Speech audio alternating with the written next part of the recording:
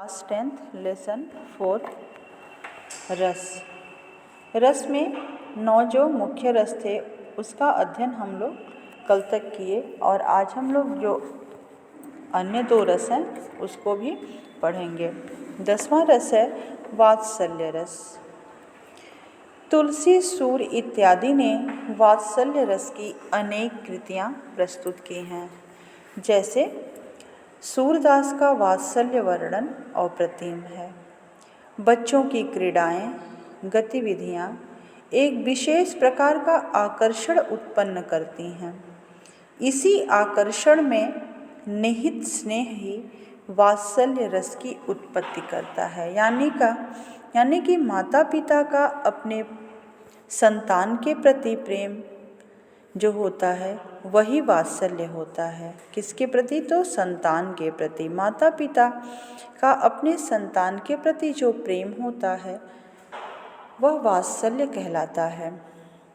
जैसे कबहू ससी मांगत आरि करें, कबहू प्रतिबिंब निहारि डरें, कबहू करताल बजाई के नाचत, मातु सबय मन मुद भरे, कबहू ऋषियाई करें हठि के पुने, लेत सोई जेहि लागे अरें, अवधेश के बालक चारि सदा, तुलसी मन मंदिर में बिहरें। अब देखिए इन पंक्तियों में माता आश्रय हैं।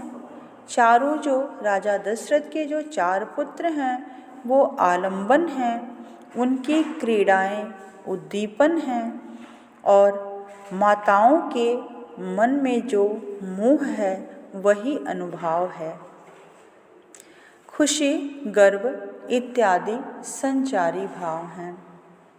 और सूरदास ने भी वात्सल्य का बहुत ही अच्छा वर्णन किया है।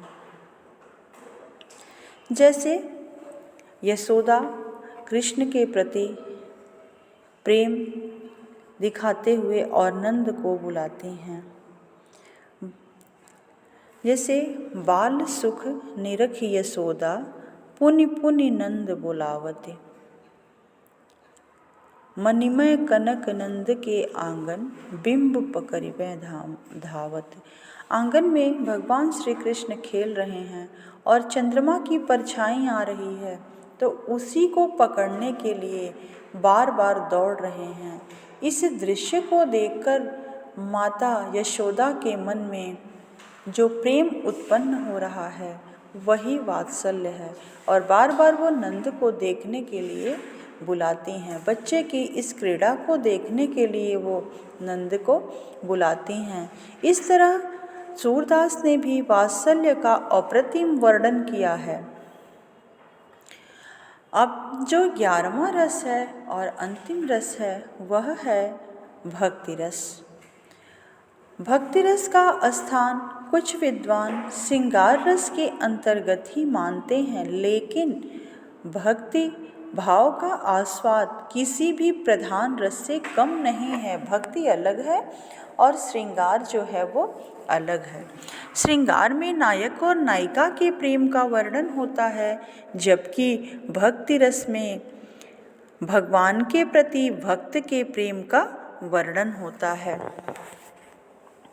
अब देखिए भक्ति रस जो है वो मोक्ष की अभिलाषा इसमें रहती है और उससे भिन्न यहाँ